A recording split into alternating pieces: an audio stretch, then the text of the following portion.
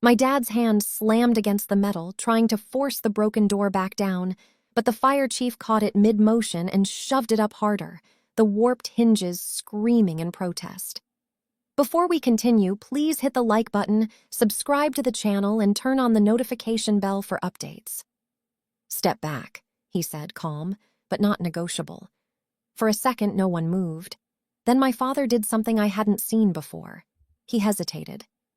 That was new, because in this house he never hesitated. "We have this under control," my dad said, forcing a tight smile, like this was just some misunderstanding. "She's supposed to be in there." Supposed to be. The words landed heavier than the cold. I stayed on the floor exactly where they'd left me, my legs stiff, my back pressed against the wall. I didn't try to stand. I didn't try to run. I just watched, because this was the first time someone else was seeing it, really seeing it. My mom stepped forward quickly, her voice softer now, controlled, almost rehearsed.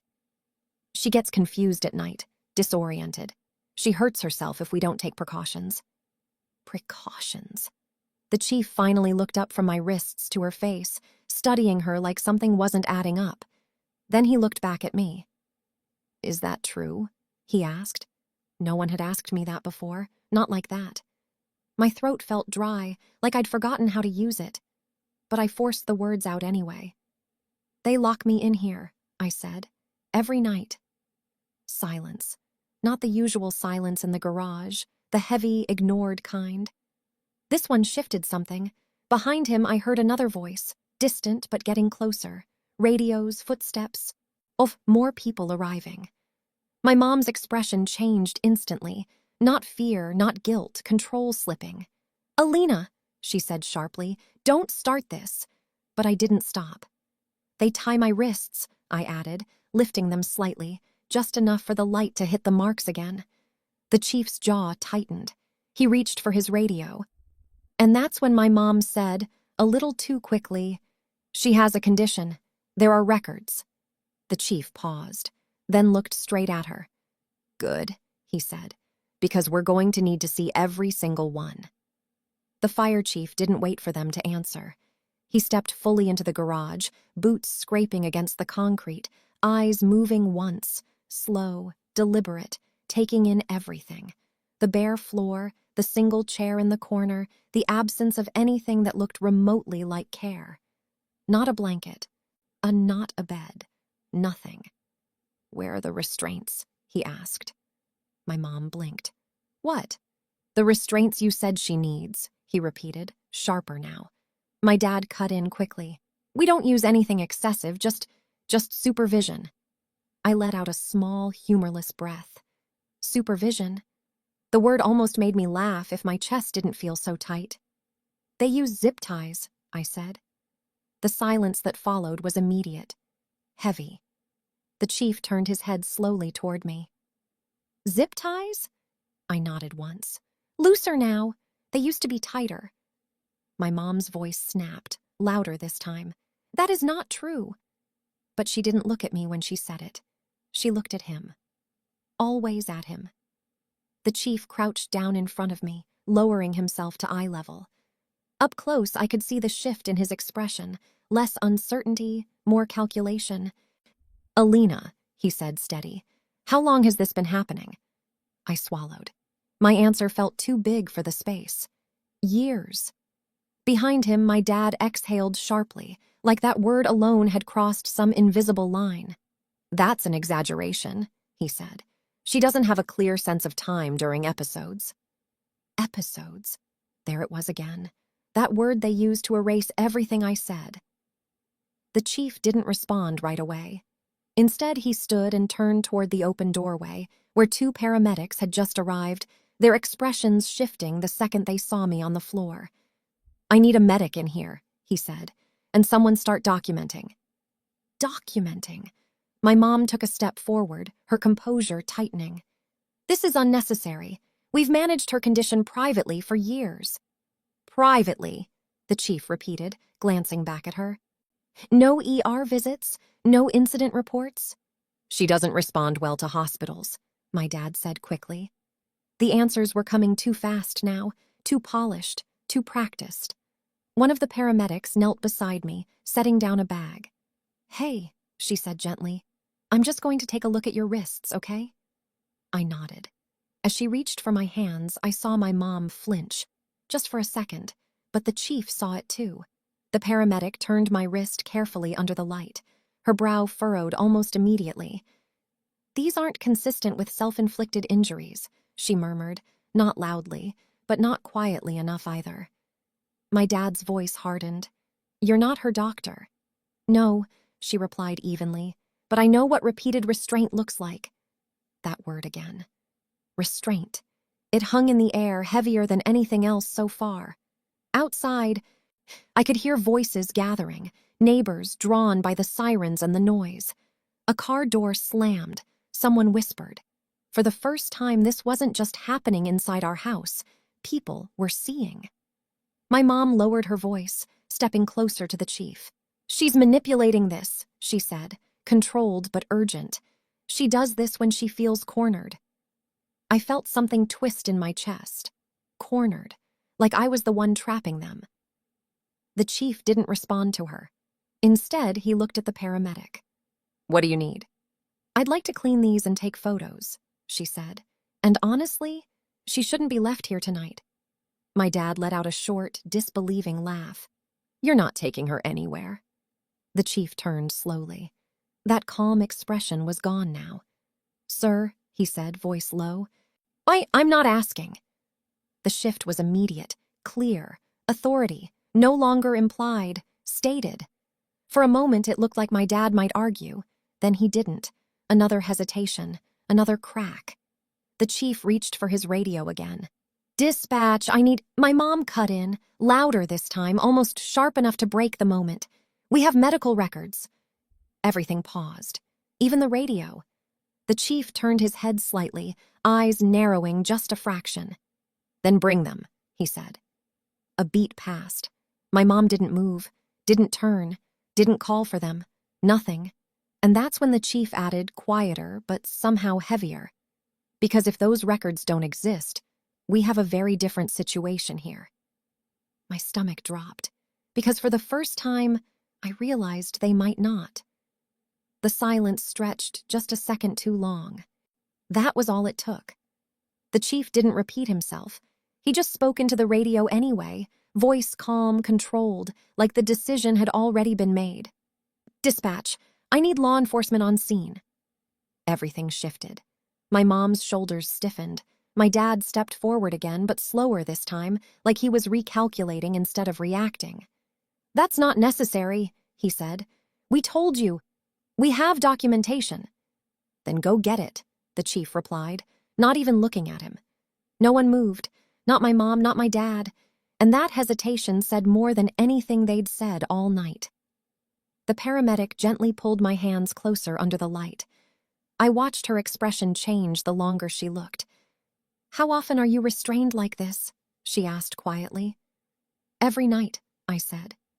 Her grip tightened just slightly, not enough to hurt, but enough to show she heard me. "Alina," my mom said sharply, "stop talking." I didn't look at her this time.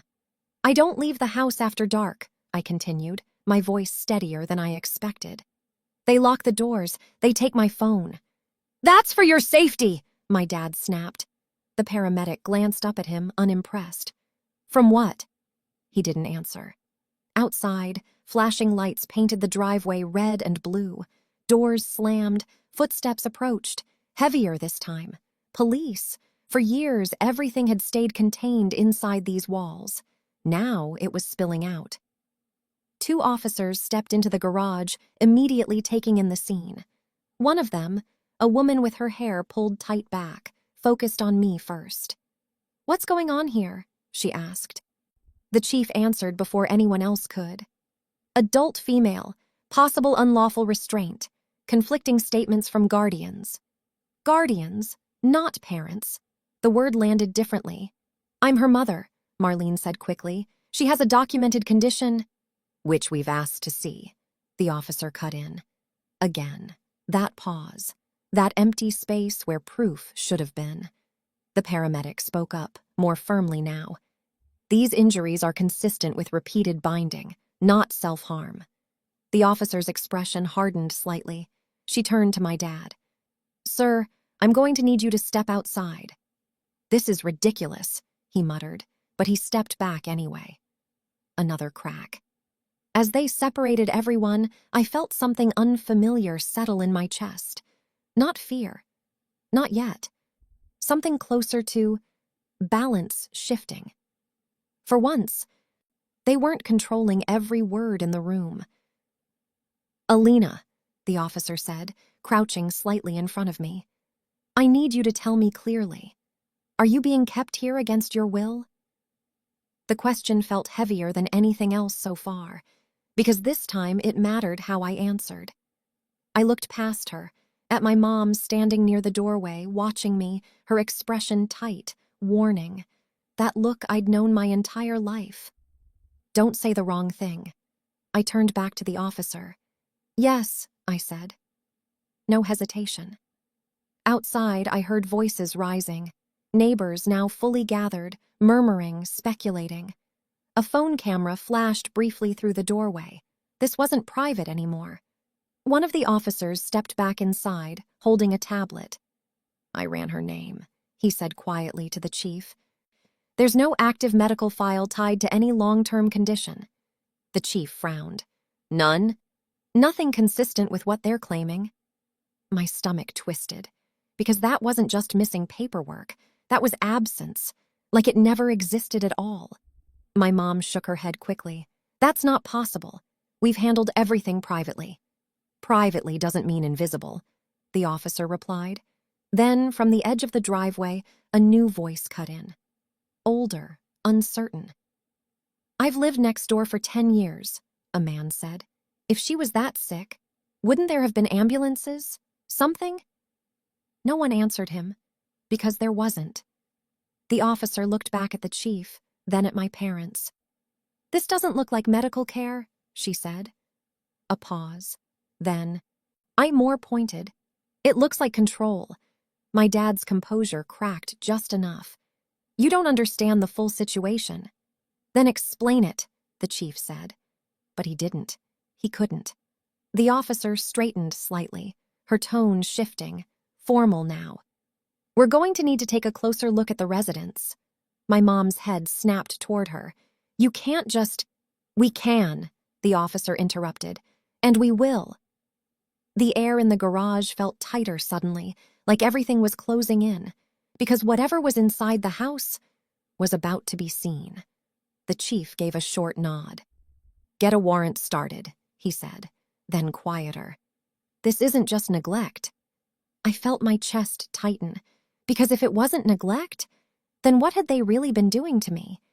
The house didn't feel the same once they stepped inside. It had always been controlled, quiet, structured down to the smallest detail. But now, with officers moving through it, opening drawers, checking cabinets, scanning every room, it felt exposed, like something carefully built was starting to come apart. I stood just inside the doorway, a blanket wrapped around my shoulders now, the paramedic staying close. From here, I could see into the living room, everything neat, untouched, almost staged. "Where are her medical files?" the officer asked. My mom didn't answer right away. "They're organized," she said finally. "We keep things private." "Then show us," the officer replied. Another pause. Too long. A second officer called out from down the hallway. "Hey, can I get someone in here?" The tone was different. Not casual.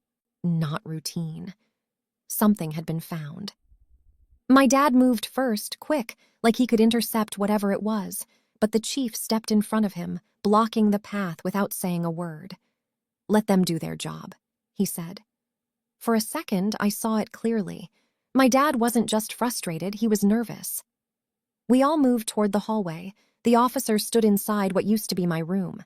I hadn't slept there in years, not since the garage became necessary. "Take a look at this," he said. On the desk sat a locked file box. It wasn't something I recognized, not from anything they'd ever shown me. "Open it," the chief said. My mom's voice came quickly, sharp. "That contains private documents." The click of the latch cut her off. Inside, stacks of paperwork, neatly labeled, too neatly. The officer started flipping through them, his expression tightening with each page. "Insurance claims," he said. "Long-term disability." He looked up. "In her name." My ears rang. "What?" I said, the words slipping out before I could stop it. He kept reading. "Filed consistently, for years. Statements indicating cognitive impairment, inability to function independently." Each word felt like it didn't belong to me, like he was reading someone else's life. "That's for her care," my dad said quickly. "We've sacrificed everything to manage her condition." "Condition?" the officer repeated, flipping another page. "These reports are signed off by the same physician, over and over." He tapped the paper. "Last verified evaluation was years ago." Years. My chest tightened, because I remembered that. The last time I'd been taken to a doctor. A flash of it came back, bright, sharp, the fall, the argument before it. My dad's voice raised, my mom trying to calm him down, then the stairs, my foot missing the edge, the impact. "You had a traumatic injury," my mom had told everyone after.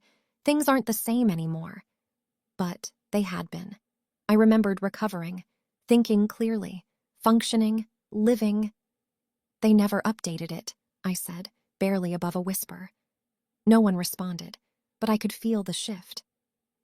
The officer looked back at me. "What do you mean?" I swallowed. "I got better." The room went still. My mom shook her head immediately. "That's not true." But her voice didn't carry the same certainty anymore. "They told people I didn't," I continued. "They said I had episodes, that I couldn't be alone." I looked down at my wrists, that I needed to be restrained. The pieces started to connect, fast, sharp, unavoidable. The isolation, the control, the locked doors. The officer flipped to another section. "Payment totals," he murmured. Then he stopped, looked up at the chief. "You need to see this." The chief stepped closer. His eyes scanned the page. His expression changed. Not confusion, not suspicion, recognition.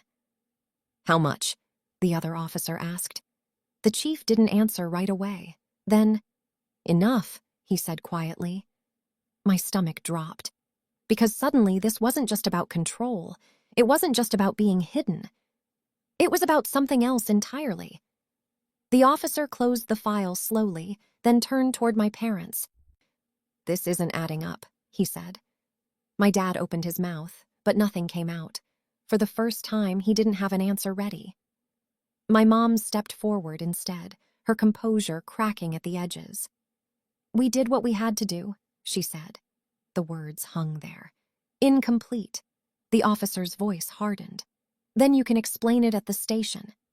Everything seemed to freeze in that moment, because there it was, the shift that couldn't be undone. As they moved toward my parents, my mom turned her head and looked at me, not scared, not sorry, resentful, like I had done something to them. And that's when I realized, whatever the full truth was, I still didn't know all of it. The station felt colder than the garage. Not physically, but in the way everything was stripped down to facts. On no softened tones, no controlled explanations, just questions, and answers that couldn't be reshaped anymore. I sat across from a detective, my wrists freshly cleaned and lightly bandaged, staring at the table while everything I thought I understood about my life was taken apart in the next room. "You said there was an incident," he prompted gently. "The fall." I nodded slowly. "I was 20. "Do you remember what caused it?" I hesitated, then, "We were arguing." "About what?" I looked up at him for the first time. "I told them I was moving out." The pen in his hand paused. "Had you had any documented cognitive issues before that?" "No." The answer came easier now, because it was simple, because it was true. In the adjacent room, my parents didn't hold together the same way they did at home. There were no rehearsed overlaps, no silent cues, no control over the narrative. There were just inconsistencies and pressure.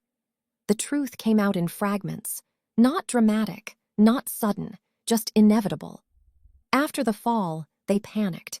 Not because of my injury, but because of how it happened. The argument had escalated. My dad had grabbed my arm, I'd pulled away, missed the step. They thought I might press charges, or worse, leave. So they built a version of events that protected them. At first it was small. They told doctors I was confused, that I couldn't recall clearly, that I was showing signs of instability after the head injury, just enough to shift the narrative. And it worked. Follow-ups became controlled, then limited, then non-existent. But the label stayed.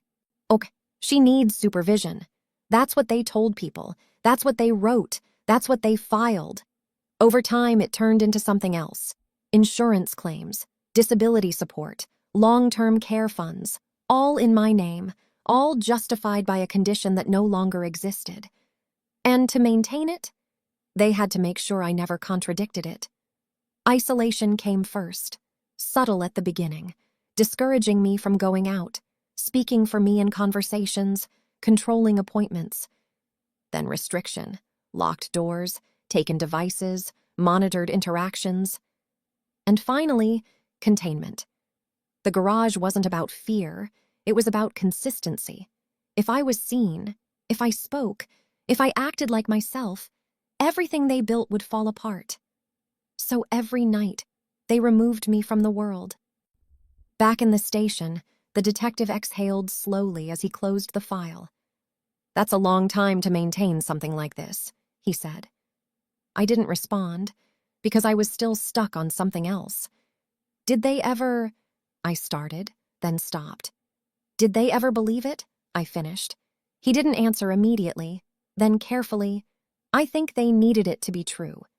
That landed heavier than anything else. The charges came quickly after that. Fraud, false imprisonment, abuse, each one backed by documents, records, patterns, not just what they did, but how long they did it. Outside, it didn't stay quiet. Neighbors talked, videos spread. People who had waved at my parents for years now looked at them differently, like they were seeing something that had always been there, but hidden in plain sight. There was no version of the story they could control anymore. Weeks later, I stood in a space that didn't echo. A small apartment, bare walls, a window that actually opened. No locks on the outside of any doors, no footsteps outside waiting for the right moment to turn a key. It was quiet, but not the same kind of quiet. I moved my wrists under the light. The marks were still there. Faint now. Healing. Real. Proof of something that had actually happened, not something rewritten, not something controlled. I walked to the door, opened it, stepped outside, then back in again, just because I could. No one stopped me, no one watched, no one decided what I was allowed to be. That night I lay down on a bed, an actual bed, and stared at the ceiling as the hours passed. Waiting. Oh, out of habit, for the sound of the lock, for the shift, for it to start again. But it didn't. And somewhere between midnight and morning, I realized something simple, something that had been taken from me piece by piece. I wasn't the one who had needed to be contained. They were. And now, they were exactly where they couldn't hide anymore.